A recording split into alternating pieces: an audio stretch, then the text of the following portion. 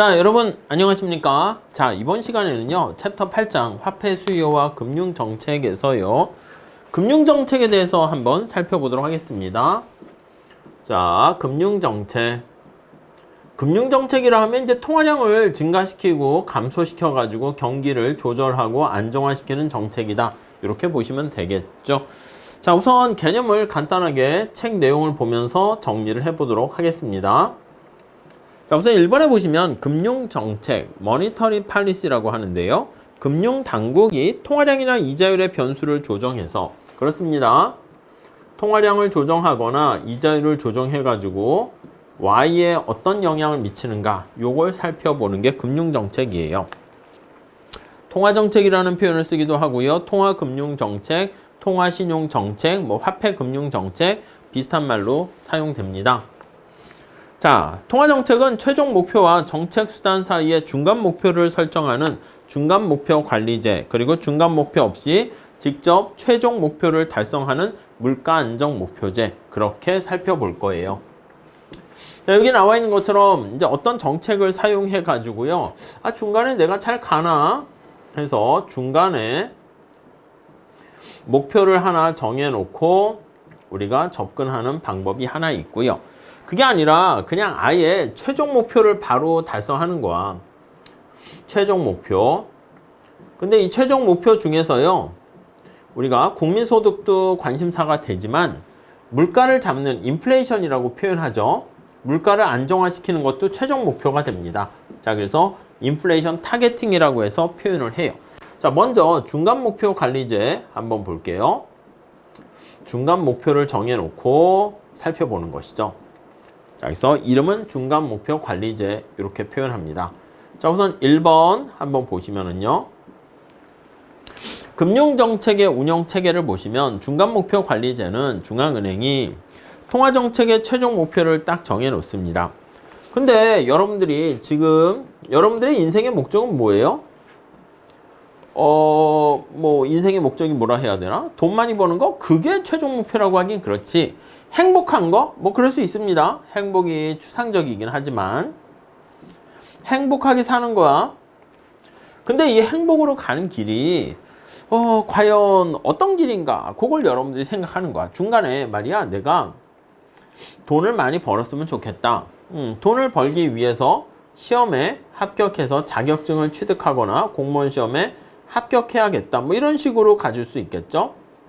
시험에 합격하기 위해서는 시험 점수를 잘 봐야죠. 당연히 짱박사 경쟁을 들어야 된다, 이렇게 중간중간 내가 가는 길이 잘 가고 있는가, 경로를 이탈하는 건 아닌가 체크를 할 수 있겠습니다. 자, 그런 방법이야. 자, 그래서 2번 보시면, 그러면 최종 목표는 뭐라고 할 수 있습니까? 거기 보시면 밑에 박스 그림이 있죠. 완전 고용. 그래요. 모두 일하려고 하는 사람들은 다 고용이 되는 것이고, 물가 안정. 그래요. 물가 안정 이래가지고 인플레이션을 잡는 것이고, 완전 고용과 경제 성장, 요게 목표가 되는 것이고, 그 다음에 국제수지 균형. 국제수지가 호황이 되거나 흑자가 되거나 적자가 되거나 그런 것들이 바람직한 건 아니죠. 자, 그래서 이렇게 국제수지 균형, 이런 것들 우리가 얘기를 하게 됩니다. 네, 이해 가시겠죠? 자, 그렇게 정리하시고요. 자, 근데 이 중간 목표가 최종 목표랑 가는 길에 일관성이 있어야 돼요. 이 중간 목표가 최종 목표랑 밀접한 관련이 있어야죠. 내가 행복에 가는 길인데 중간 목표를 설정했어. 근데 중간 목표가 행복하는 길이 잘못됐어. 그렇게 되면 오히려 최종 목적지에 제대로 갈 수가 없어요. 그래서 최종 목표와 밀접한 관련이 있어야 된다. 네, 이렇게 보시면 될 것 같고요. 자, 다음에 거기 보시면 3번 중간 목표란 최종 목표와 안정적인 관계가 있어서, 자, 중앙은행이 일정하게 유지하려는 변수로 주로 양적인 통화량과 질적인 이자율. 그러니까 통화량 자체는 약간 이것도 중간 목표로 사용되는데, 양적인 얼마나 조정을 할 것인가, 그리고 이자율이라는 것은 뭐 양적인 표현이라기보다는 약간 질적인 측면의 내용이 좀 강하죠. 질적인 금리 이자율 수준, 예, 요걸 사용합니다. 자, 4번에 별표하세요. 중간 목표를 통해서 최종 목표의 달성이 용이하게 되려면 지금 말씀드린 것처럼 중간 목표의 자격이 필요합니다. 자, 1번. 중간 목표와 최종 목표 간에 안정적이고 체계적인 관계가 있어야 되고요. 중앙은행이 중간 목표를 원하는 수준으로 조절을 할 수 있어야 돼. 밀접한 관련이 있고요. 컨트롤이 가능해야 됩니다. 그래야지 조정이 가능하죠. 그리고 중간 목표의 변화를 쉽게 알 수가 있어야 돼요. 변화를 쉽게 파악할 수가 있어야 됩니다. 오케이? 이해 가시겠죠? 네, 그 정도 정리하시면 되겠습니다. 자, 그래서 거기 밑에 보시면 5번에 일정 수준으로 조정하기 위해서 구체적인 정책 수단은 일반적인 정책 수단과 선별적인 정책 수단 이렇게 있는데 주로 일반적인 정책 수단이 우리 시험에 많이 출제가 됩니다. 자, 그래서 거기 보시면 다음 페이지에 일반적인 정책 수단, 선별적인 정책 수단 이렇게 있는데 일반적인 정책 수단 여기에 먼저 초점 맞출게요. 한 3가지 있는데요. 자, 우선 첫 번째는 자, 일반적인 정책 수단에서는요. 1차적인 동그라미 1번 보세요. 통화량을 조정하는 게 있고요. 통화량을 조정하는 건데 어떤 방법이 있습니까? 통화량을 조정하기 위해서 네, 거기 나와 있는 공개시장 조작 정책, 오픈마켓이라고 합니다. 공개시장 조작 정책 이렇게 얘기하고요. 그러니까 이거는 이제 채권을 샀다 팔았다 이렇게 표현을 하는 거예요. 그리고 재할인율 정책이 있고 재할인율 정책 그리고 지급준비율 정책 이렇게 있습니다. 지급을 위해서 준비하는 거와 지급준비율 정책 이렇게 3가지 보시면 되겠습니다. 자, 선별적인 방법은 직접 들어가서 얘기하는 건데 별로 좋은 건 아닙니다. 거기 보시면 대출 한도한다거나 이자율을 규제한다거나 창구 규제라고 합니다. 예, 그래서 우리가 집을 사거나 할 때 막 사람들이 너무 빚내서 살 것 같으면 자기 소득에 얼마 이상 돈을 대출을 못 해줘 뭐 등등등 한도를 정하는 것이죠.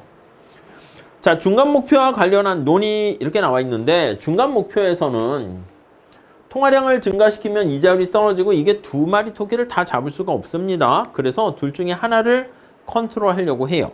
만약에 통화량을 만약에 안정적으로 막 이렇게 조정을 하지 못하면 2번 볼까요? 자, 이거는 뭐 가볍게 보세요. 가볍게. 뭐 이걸 뭐 우리가 객관식에서는 어떻게 하기가 그렇습니다. 저희가 통화량인데 실질 통화량 하려고 P로 나눠주고 있고요. 이자율이 있는데 자, 이런 식으로 화폐 수요 그리고 화폐 공급 이렇게 있어요. 화폐 공급, 화폐 수요 이렇게 소득과 이자율의 마이너스 이렇게 되어 있단 말이죠. 자, 3번 한번 보도록 하겠습니다. 자, 2점이 균형이었는데 화폐 수요 곡선이 오른쪽으로 이동했다라고 할게요. 무슨 말이냐면 뭔가 화폐 수요가 이렇게 이동을 했어. 오케이? 아니 그러면 거기 3번 볼게요.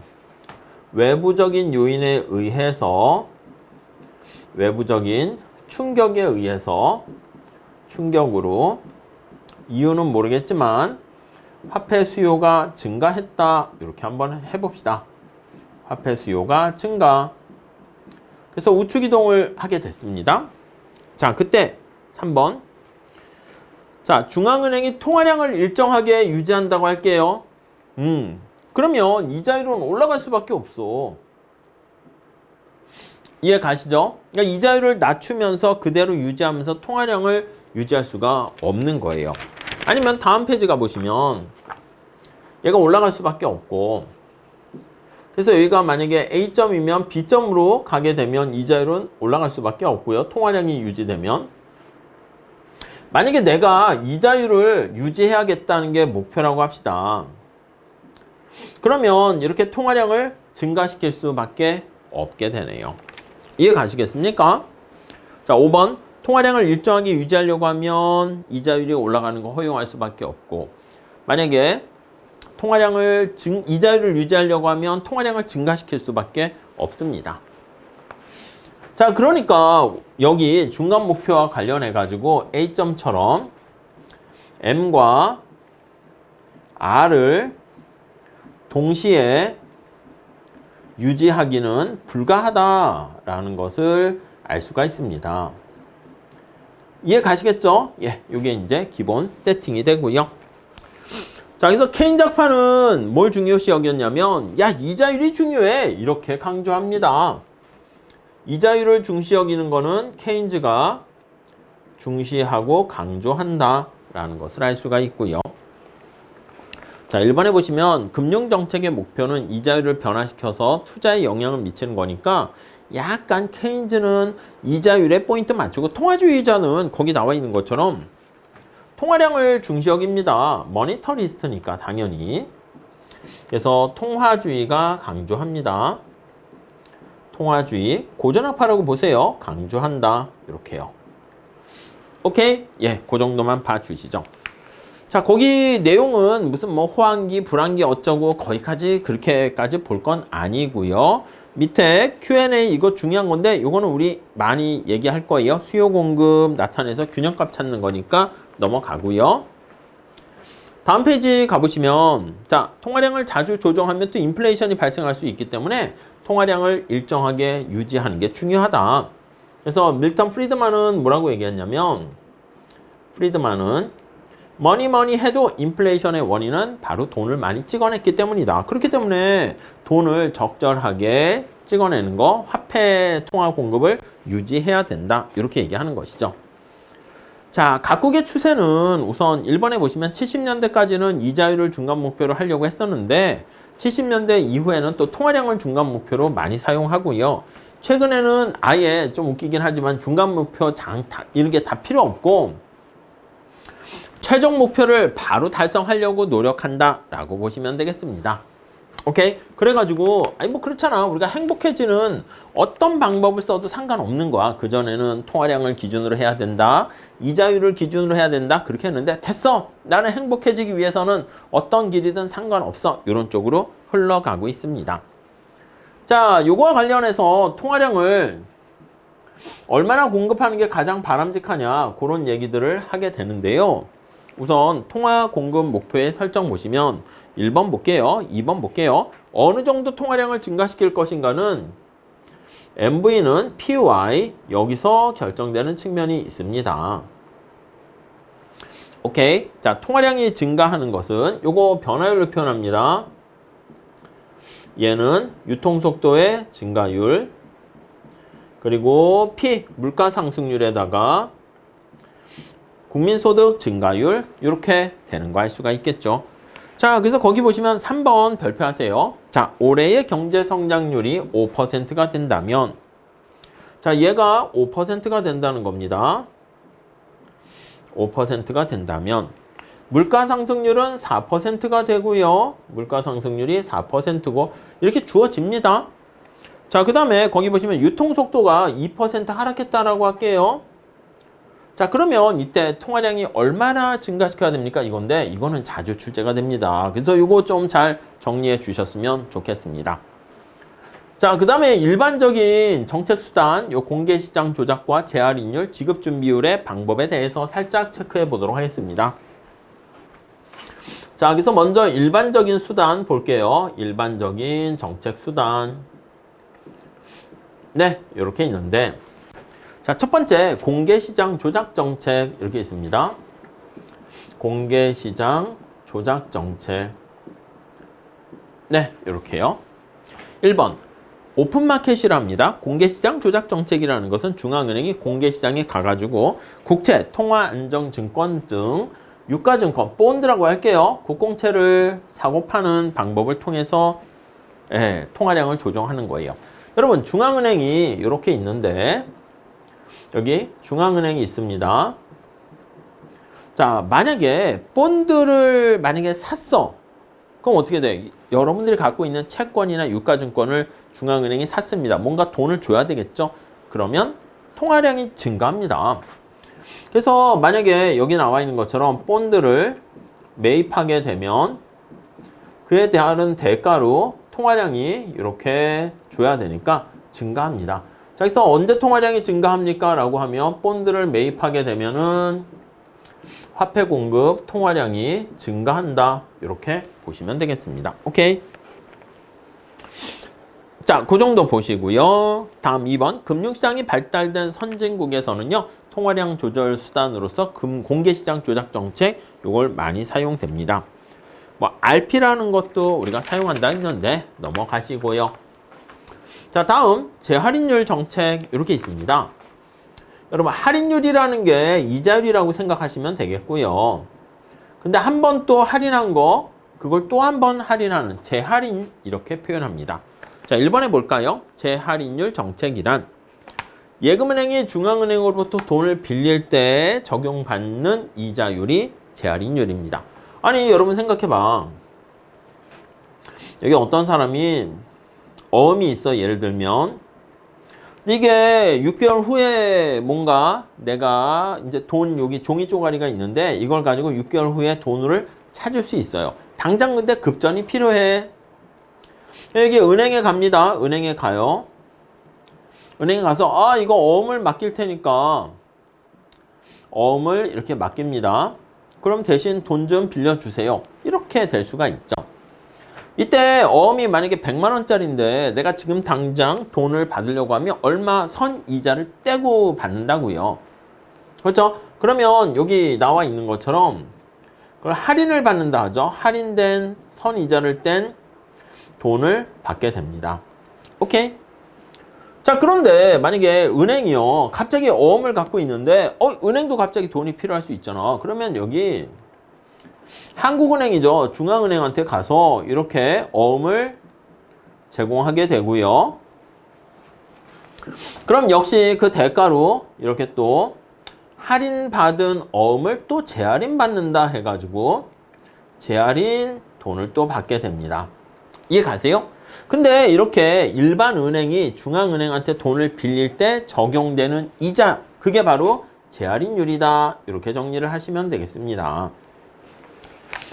이해 가시겠습니까? 자, 다시 예금은행이 중앙은행한테 돈을 차입할 때 받는 이자율이다. 이렇게 보시면 되겠고 2번 예금은행이 충분한 여유 자금이 있으면 재할인율 정책은 별 효과가 없죠. 돈이 많은데 못하러 중앙은행한테 손을 빌려서 빌리겠습니까? 자, 그래서 예금은행이 중앙은행에 좀 의존도가 높아야지 재할인율이 의미가 있겠다라고 보시면 되겠고요. 3번 중앙은행의 재할인율 조정은 언론을 통해서 금리 인상, 금리 인하 이렇게 우리가 얘기하기 때문에 이게 바로 거기 보시면 기준이 되는 약간 뭐 그런 이자율이다. 이렇게 보시면 되겠습니다. 자, 그 다음에 지급준비율 정책 한번 볼게요. 지급준비율 정책, 준비율. 네, 정책. 여러분, 우리가 은행의 역할 살펴봤었는데요. 은행 같은 경우에는 대출을 많이 해주려고 합니다. 근데 문제는 뭐가 있습니까? 대출을 너무 많이 해줬다가 사람들이 내 돈 주세요! 이렇게 되면 문제가 발생할 수 있잖아요. 이해 가시죠? 자, 그래서 거기 보시면 법정 지급 준비율을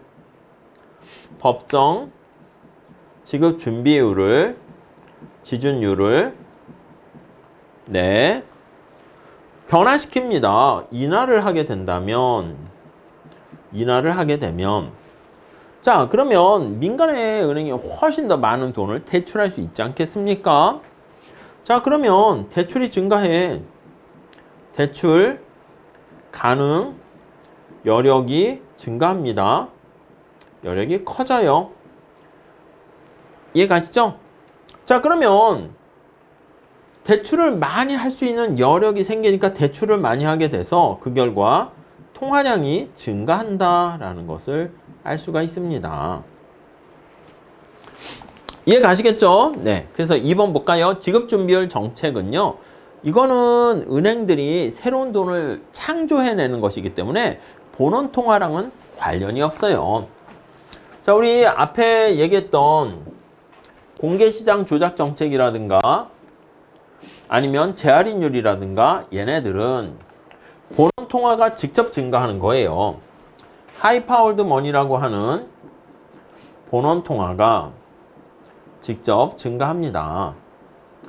본원 통화가 직접 증가하게 되는데, 자, 여기 나와 있는 것처럼 지급준비율 정책은요, 이거는 본원 통화는 그대로입니다. 일정하게 되는데 승수가 커져가지고 승수가 커져서 네, 통화량이 증가한다 라는 것을 알 수 있습니다. 오케이, 그 정도 정리하시면 되겠습니다. 자, 그래서 거기 또 화살표 보면 최근에는 각국이 법정 지급 준비를 점차 낮추는 추세에 되어 있습니다. 왜냐하면 시중에 경제 침체가 심화되고 있기 때문에 아예 알아서 해 하고 그냥 제로로 두기도 한다 나와 있습니다. 자, 그 다음에 금융정책의 파급 경로 그렇게 나와 있는데 요거는 조금 살짝 보셔야 됩니다. 자, 침투 연구인데 요거는 살짝 보시죠. 금융정책. 이렇게 통화량을 늘리거나 줄이거나 했을 때 그게 어떤 영향을 미치는가 파급 경로 해가지고 얘기를 해요. 한번 볼까요? 자, 우선 거기 밑에 볼게요. 통화량의 변화가 산출과 고용 등의 실물 부분에 영향을 미치는 거, 그걸 바로 금융정책의 파급 경로 이렇게 하는데 2번 중앙은행에 의해서 통화량이 변화했을 때 실물 부분에 미치는 영향을 살펴보는 건데요. 표의 정리가 잘 돼 있으니까 한번 보시죠. 자, 통화량을 증가시켰을 때 미치는 효과, 그걸 보는 거예요. 자, 먼저 금리 경로, 이자율 경로라고 해요. 이자율이 변하는 것이죠. 자, 우선 첫 번째 거기 나와 있는 것처럼 통화량을 증가시키잖아? 그럼 이자율이 떨어져. 오케이, 시중에 돈이 많아지니까. 자, 이자율이 떨어지면서 투자가 증가합니다. 투자가 증가하게 되면 물론 소비도 증가할 수 있고요. 그래서 국민소득이 증가한다. 이렇게 알 수가 있겠죠. 자, 이거 케인즈가 좀 강조한다. 이렇게 보시면 되겠고. 다음에 자산 가격 경로가 있습니다. 자산 가격 경로. 네, 이거는 이제 도대체 뭔가 하면 자, 통화량이 변화하게 되면 증가하게 되면 자, 주식이나 부동산 등의 민간이 보유한 자산 가격에 영향을 주는 거야. 자, 통화량이 증가하니까 거기 보시면 이자율이 떨어지면서 토빈의 Q가 올라가요. 아니면 주식과 부동산의 가격이 주식이라든가 부동산이라든가 아니 사람들이 돈이 많아지게 되면 주식을 구입하거나 부동산을 구입하게 됩니다. 그래서 이거에 대한 가격이 올라갑니다. 이해되시겠죠? 아니 그러면 이게 부자가 되는 거 아니야? 민간의 부가 증가합니다. 와, 나 부자 됐어. 이렇게 생각을 하는 거지. 오케이? 자, 그러면 사람들이 소비를 많이 합니다. 소비가 증가하게 되고요. 소비가 증가하게 되면서 요거 이렇게 쓸까요? 소비가 증가하게 되면서 자, 우리 궁극적으로는요. 여기 나와 있는 소득을 증가시키는 거야. 소득을 증가시키는 건데 투자가 증가하면서 이렇게 갈 수 있고 소비가 증가하면서 이렇게 갈 수 있고. 오케이? 자, 이게 바로 자산 가격 경로, 웰스 이펙트 이렇게 얘기합니다. 자, 환율 경로가 있습니다. 환율 경로. 이건 이제 환율에 영향을 미쳐서 가게 되는 것이죠. 환율 경로. 자, 여기 보시면 통화량이 변화했을 때 환율이 어떻게 되는가? 통화량이 증가하게 되면 이자율이 떨어집니다. 이자율이 떨어지게 되면 자본이 유출돼요. 우리나라 이자율이 낮고 미국 이자율이 높으면 달러가 밖으로 갑니다. 달러가 유출돼요. 자, 이자율이 떨어지게 되니까 그러면 달러가 밖으로 나가니까 우리나라 외환시장에 달러가 부족해지니까 달러의 가치가 올라가겠죠. 그게 환율이 올라갑니다. 여러분, 달러의 가격이 바로 환율이야. 자, 다시. 여기에 나와 있는 환율은 뒤에 국제금융에서 배우겠는데 달러의 가격이다. 이렇게 보시면 되겠습니다. 환율은 달러의 가격이다. 오케이? 이해되시겠죠? 자, 그러면 달러의 가격이 비싸지면 달러로 표시된 미국 상품의 물건이 비싸지게 되는 거야. 우리나라 물건은 싸지는 겁니다. 그래서 수출이 증가하고 수입이 감소하게 돼서 이렇게 순수출이 증가하고요. 그 결과 국민소득은 증가한다. 이렇게 보시면 되겠습니다. 오케이. 당연히 이거는 고정환율 제도에서는 환율이 고정돼 있으니까 환율 경로는 없다. 이럴 수 있겠죠. 자, 최근에 이슈가 되는 것은 신용 경로입니다. 신용 경로. 여러분, 신용 경로라는 것은 이제 뭐냐면 신용이 바로 대출이라고 보시면 돼. 신용으로 돈을 빌려, 대출이란 얘기예요. 대출. 이게 요즘 이제 부각되는 것이죠. 자, 거기 보시면 은행의 대출 경로 또는 대차 대조표 경로 이렇게 둘로 나눠요. 자, 은행의 대출이라는 말 잘 보세요. 대출. 자, 이게 뭔가 거기 볼게요. 통화량이 변화하게 되면 은행의 대출 여력이 변화하게 됩니다. 그래서 돈을 많이 찍으면 은행의 대출 여력이 증가하게 되면서 중소기업이나 신용도가 낮은 가게에도 대출해 줄 수가 있는 거야. 그래서 돈을 많이 이렇게 공급하게 되면 돈이 남아 돌아 유동성이 풍부해진다라고 얘기를 하는 거죠. 그래서 대출이 풍부하게 나올 수가 있어요. 그럼 중소기업이라든가 내가 좀 소득이 낮은 그런 사람들도 집을 사려고 하는데 대출이 안 돼가지고 소비를 못하고 집을 못 살 수 있는데 이 경우에는 대출 여력이 증가하니까 기업의 투자가 증가하거나 아니면 가계의 소비가 증가한다라는 것을 알 수 있습니다. 오케이. 자, 그 다음에 대차 대조표 경로 이렇게 있습니다. 대차 대조표 경로. 자, 이거는요, 거기 보시면 통화량이 변화하면 가계와 기업의 순자산이 변화하게 되는 거예요. 대출의 변화가 실물 부분에 영향을 미치는 것이죠. 자, 거기 화살표 잘 있습니다. 통화량이 변화하게 되면 가계와 기업이 순자산이 증가해요. 자산이 증가하는 거야. 약간 느낌이 자산 가격 그런 거랑 비슷한 느낌이야. 근데 순자산이 증가하고요. 그래서 역선택과 도덕적 해이가 떨어져. 대출이 많아집니다. 결국은 대출이야. 그래서 이건 대차 대조표니까 나의 자본과 그리고 부채 그리고 자산 이렇게 구성돼 있죠. 대차 대조표 이렇게 차변 대변 이렇게 돼서요. 결국은 역시 대출이 증가하는 거예요. 대출이 증가하게 되고 자, 그래서 거기 보시면 은행의 대출에 영향을 미쳐서 대차 대조표 개선이라는 표현을 써요. 여기 나와 있는 것처럼 소비와 투자가 증가하게 되니까 그래서 국민소득이 증가한다. 용어 때문에 그렇습니다. 전통적으로 우리가 이제 많이 교과서에서 얘기하고 나오는 게 요거 이자율 경로가 이제 전통적인 얘기가 되는 것이고 자산 가격, 환율 이런 것도 약간 전통적으로 들어있는 거야. 신용 경로가 이제 사실은 또 최근에 등장하는 거니까 여기 나와 있는 은행의 대출, 대차 대조표의 변화를 통해서 대출이 증가한다. 그 정도만 보시면 되겠습니다.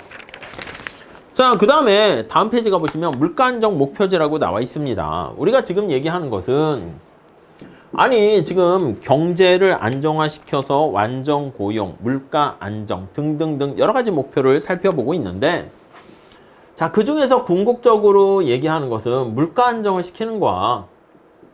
그래서 물가 안정 목표제 이렇게 이름을 붙입니다. 인플레이션 타겟팅 이렇게 이름을 붙입니다. 자, 도입 배경 좀 한번 볼게요. 자, 우리가 배경을 한번 살펴보면 자, 통화량을 중간 목표로 하는 금융정책이 효과적이게 되기 위해서는 통화량과 실물 부분의 관계가 안정적이 되어야 해요. 그래서 우리가 어떤 정책을 실시했어. 그때 중간 목표를 사용할 때 만약에 통화량을 이렇게 목표로 하거나 R을 목표로 해서 국민소득이 어떻게 되는가 이런 것들을 조정을 하는 게 우리의 궁극적인 목적이 됩니다. 자, 그런데 2번 1980년대 이후에 금융의 자유화와 금융혁신 이런 게 이루어졌어요. 금융혁신이 일어나게 되면서 예전에는 사실 지폐나 동전도 많이 들고 다녔거든. 지금 거의 신용카드만 쓰고 뭐 막 그러잖아. 그러니까 버스 탈 때도 이게 현금 갖고 타기가 어려워졌다고요. 그리고 뭐 무슨 가상화폐도 등장하고 금융시장이 워낙 다채롭게 변화하기 때문에 금융상품 간의 자금의 이동성도 높아지게 되었고요.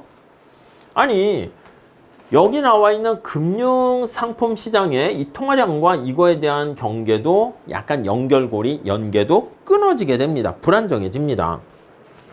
그래서 중간 목표를 이용하는 금융정책의 유효성이 떨어지게 되는 거예요. 오케이?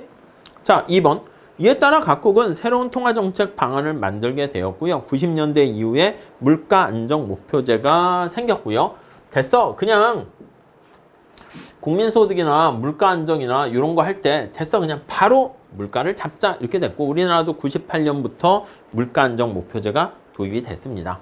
자, 구체적인 내용을 한번 간단하게 살펴보도록 할게요. 객관식 시험에서는 어떻게 문제를 만들 수 없어요. 그래서 그냥 중간 목표 없이 거기에 초점 맞추시면 되겠습니다. 자, 1번. 통화량이나 이자율과 같은 중간 목표가 없이야. 중간 목표가 없이 네, 바로 최종 목표를 달성하려고 한다. 물가 상승률 자체를 컨트롤하려고 합니다. 2번. 물가 안정 목표제와 기존의 통화정책 방식인 중간 목표 관리제의 차이점은 중간 목표가 없이 1번, 2번 같은 얘기야. 중간 목표가 없다는 겁니다. 3번. 한국은행은 정부와 협의하여 중기 물가 안정 목표를 정하는데요. 2019년 이후 물가 안정 목표는 자, 그럼 뭘 할 거예요? 그럼 요거 물가를 잡아야 되는데 주로 이제 기본적으로 소비자 물가를 잡습니다. 그래서 소비자 물가 그걸 기준으로 잡게 되고요. 물가 상승률이 2% 요걸 기준으로 합니다. 그러니까 2% 정도는 그냥 허용할 만한 거야. 경제가 그나마 완만하게 천천히 성장하게 되면 돈을 많이 풀 수밖에 없으니까 물가 상승률 2% 뭔가 우리가 살짝 운동을 하게 되면 머리에 살짝 열이 나는 몸에 열이 살짝 나는 거 그게 오히려 건강하다라고 생각하시면 되겠습니다. 자, 그래서 거기 보시면 예상치 못한 국내외 충격이라든가 경제 여건이 변하게 되면 당연히 정부와 협의해서 목표를 재설정할 수는 있겠죠. 당연한 얘기죠. 자, 운영 방식 볼게요. 정책 집행에서 각국에서는 초단기 금리가 운영 목표로 사용되는데 우리는 중간 목표는 없어요. 당연히. 근데 뭔가 운영하기 위해서 목표가 있어야 돼요. 그래서 운영 목표라고 합니다. 중간 목표가 아니라 조정하는 목표라고 보시면 돼요. 목표는 기준금리라고 해서 기준금리를 뉴스에서 많이 들어보셨을 거예요. 한국은행에서 기준금리를 인상했다, 인하했다, 뭐 등등 그런 얘기를 하죠. 자, 기준금리가 뭐냐면 뭐 말 그대로 기준이 되는 거야. 그래서 중앙은행이 정책적인 목표로 삼는 금리다. 이렇게 생각하시면 되겠습니다. 자, 그래서 거기 보시면 뭐 한국은행이 금융기관과 환매조건부 증권을 RP를 매매한다거나 자금 조정, 예금, 대출 등 거래할 때 기준이 되는 거예요. 그래서 이걸 가지고 이제 시중은행들은 거기다 플러스 알파 이렇게 해서 정하게 되는 것이죠. 자, 다음 페이지 가보시면 3번에 한국은행은 연 8회 최고 의사결정기구인 금통이라고 합니다. 그래서 물가 동향, 국내외 경제 상황, 금융시장의 여건을 정해가지고 이렇게 기준금리를 설정하게 됩니다. 뭐 요 기준금리 발표할 때는 변화하냐 아니면 오르락 내리락 하냐 이거 뉴스에 자주 출제가 되는 것이죠. 자, 기준금리는요 초단기 금리 콜금리라 해요. 콜금리는 별거 아니고 은행끼리도 돈이 왔다 갔다 할 수 있잖아. 그때 빠르게 야 내일 돈 줄게 거기에 막 이자를 엄청 붙이지 않겠죠. 그러니까 뭐 하루 정도 해가지고 잠깐 빌릴 수 있을까? 거기 금리에 또 영향을 미치고요. 이 금리가 기준이 되는 거니까 장단기 금리에 영향을 미치게 돼서 결국 실물시장에 영향을 미치게 됩니다. 그래서 단기에 금리 이자율이라 할까? 아니면 여기에 영향을 미치고 장기에 금리 이자율에 영향을 미치고 내가 돈을 빌렸어. 한 10년짜리로 빌렸는데 아니 금리가 싸. 그러면 그걸 갖고 이제 돈을 차근차근 사업을 해서 투자를 해서 실물 부분에 영향을 미치게 되는 것이죠. 오케이? 이렇게 연쇄적으로 영향을 미칩니다. 3번에 별표하세요. 아니 지금 뭐 배경과 내용은 알겠는데 그래서 뭐 어쩌라고 뭐가 좋은데 거기 보시면 효과를 볼 겁니다. 아니 여러분 그 전에는요 중앙은행의 목표가 앞에서 본 것처럼 완전 고용, 물가 안정, 국제 수지 균형 너무 목표가 많았어. 근데 여기서는 뭐라고요? 목표가 물가 안정으로 그냥 단일화된 게 가장 큰 특징이에요. 목표가 한 개로 단일화가 되었다라는 게 가장 큰 특징이 되겠습니다. 오케이. 자, 중앙은행에 대한 신뢰도가 높아져요. 아, 목표가 하나가 되니까 이거는 무조건 잡아야겠다. 이렇게 돼서 중앙은행에 대한 신뢰도가 상승하게 되는 것을 알 수가 있습니다. 중앙은행이 딴짓은 안 하고 무조건 나는 물가는 잡겠어. 이런 걸 알려주는 것이죠.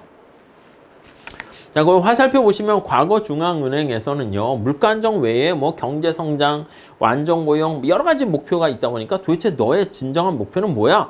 경제를 성장시키기 위해서 인플레이션은 포기해야 되고 막 복잡합니다.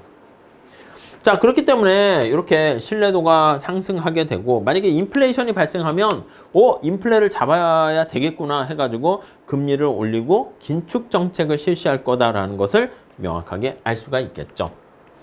자, 우리가 지금 얘기한 여기 기준금리를 조정했을 때 어떤 효과가 발생하는가 그거에 대한 얘기를 조금 해봅니다. 밑에 보시면 기준금리 조정 효과 있는데 기준금리를 인하하는 걸로 할게요. 인하를 하게 되면 어떻게 되냐. 그럼 단기금리도 떨어지고 장기금리도 떨어지고 투자가 이루어지면 국민소득이 증가한다. 이렇게 보시면 되겠죠. 거기 한번 살짝 볼게요. 기준금리의 조정은 투자, 소비, 부동산 가격 등 경제 전반에 영향을 미쳐요. 자, 이자율이 인하하게 되면 자, 우선 박스 내용에서 기준금리 인상 보지 말고 인하로 하세요. 그럼 투자가 증가하겠지. 투자가 증가하게 될 것이고 또 주가가 상승합니다. 주가가 상승해요. 뭐 상승하는 경로는 직접적으로 가는 것도 있는데 채권의 가격이 점차 올라가니까 해도 되고 아니면 은행에 예금했을 때 이자 수익이 얼마 없어. 그럼 여러분 은행에 예금하는 것보다 주식을 사는 게 더 낫다고요. 그래서 주가가 상승하고 토빈의 Q가 증가하게 되면서 역시 투자가 증가하고요. 금리가 인하하면 사람들이 대출도 많이 받고 막 집을 사려고 합니다. 그래서 부동산 가격이 상승하고 우리 앞에 봤던 금융정책 이런 거랑 같이 보시면 돼요. 자산 가격이 부동산의 가격이 상승하게 되니까 나 부자 됐네 생각해서 소비도 증가하고 뭐 기업들도 투자가 증가할 수 있습니다. 주택 투자 증가. 자, 그 다음에 자본이 유출됩니다. 그래서 환율이 올라가서 순수출 증가, 이자율과 환율 반대가 됩니다. 자, 그래서 자산 가격이 상승해서 부동산 가격이 자산 가격이라 보시면 돼요. 자산 가격이 상승해서 당연히 투자가 증가하니까 또 소득이 증가 이렇게 보시면 되겠죠. 자, 그래서 우리가 금리를 인하하게 되면은 약간 경제를 활성화시키고 경제를 끌어올린다 이렇게 보시면 되겠습니다. 자, 그 정도 정리를 하시고 화살표 두 번째 있는 것만 보세요. 기준금리가 인상되면 장기금리인 채권 수익률이 인상하게 되고요. 장단기 금리가 다 올라가는 거야. 그러면 사람들이 어떻게 주식을 사는 것보다 은행에 예금했을 때 아니면 그쪽 본드를 구입했을 때 그쪽이 더 낫기 때문에 주식에 대한 수요는 감소한다 이렇게 보시면 되겠습니다. 그걸 뭐 꼬치꼬치 묻지는 않는데 여기 나와 있는 전체적인 물가 안정 목표제 인플레이션 타겟팅이라 합니다. 인플레이션 타겟팅 이렇게 타겟팅 이렇게 할까요? 타겟팅에 대해서 이렇게 효과가 단일화되어 있고 중간 목표 없이 신뢰도가 상승하는 요걸 중심으로 정리하시면 되겠습니다. 자, 이렇게 정리해서요. 우리가 8장 화폐 수요와 그리고 금융정책 그리고 앞에서 봤던 일반적인 안정화 정책과 관련해서요. 우리가 공개시장 조작 정책과 재할인율, 지급준비율 정책 그 세 가지 중심으로 잘 보시면 되겠습니다. 오케이? 네, 이 정도 정리하시고 다음 시간에 챕터 9장 같이 공부하도록 하겠습니다. 감사합니다.